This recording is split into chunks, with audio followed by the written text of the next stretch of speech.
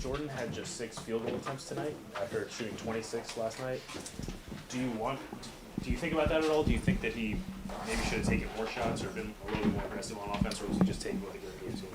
A little bit taking what the game gave him, but also credit to Memphis. They designed a whole plan to basically almost box and one him pretty much, like deny him the ball, top block him, try to take him out of the game. Threw off our rhythm of our team for sure, so credit to them. But I thought he got a little bit of flow there in the third quarter when we played fast and got stops. The problem wasn't him scoring. His problem was our transition defense and our defensive rebounding tonight. Do you think that the second night of a back-to-back had anything to do with that? I do not, no. What was the common thread for the turnovers? Playing in the crowds, that's one of their strengths, that they turn people over. They use their athleticism. I think we were a little out of rhythm and we were trying to get too deep sometimes and make the home run pass, just not making the simple play, which we did yesterday. That caused some turnovers for sure. And what held you guys back from three-point range? They did a good job. Like, they were just funneling everything into their bigs. Like, we talked about with Jordan, they were top blocking him. But when we got stops, we were able to get good shots. It was really more our defense tonight. With Bilal, for him to have a first-half explosion like he did, what does it say for him, at least confidence-wise, to kind of get out of that mini slump he was in? But, I've talked about this. I never thought anything had ever wavered for him. He was just, the rhythm of the game was changing for him. Or different teammates, new guys he was playing with. The defense has been super impressive lately. He's going to keep getting better. This is an emerging player, and you saw his capabilities getting into the paint, making plays for others, for himself. That's what he's going to keep growing with, playing on both sides of the ball. There was a stretch in the second quarter where you guys exclusively seemed to play through him at a point. What does it say about his capabilities that he's able to carry the offense for possessions? For sure. We were able to generate good shots. A little bit, to be honest, Jordan doesn't get enough credit.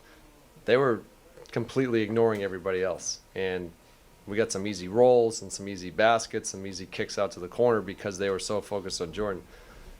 That's when you're the main guy in the team, you get a lot of attention. That helped us, but Bilal made the right decisions in that action that we were running, and that kind of stabilized us for 3 or 4 minutes there going into the half. Can you talk about Champagne's play over the last 2 games?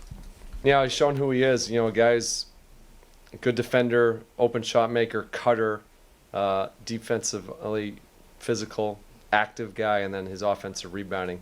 So I've been pleased with him. This is part of his development, getting these opportunities. Been happy with the minutes that he's played for us. What'd you think about the way JV played tonight?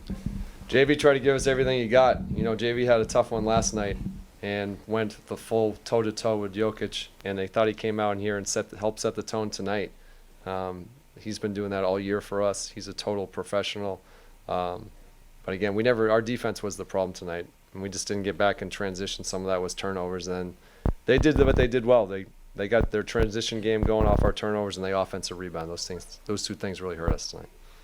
Coach got the win last night, wasn't able to quite pull it off tonight. What do you think will be the key, or I should say is the key, to finding some consistency?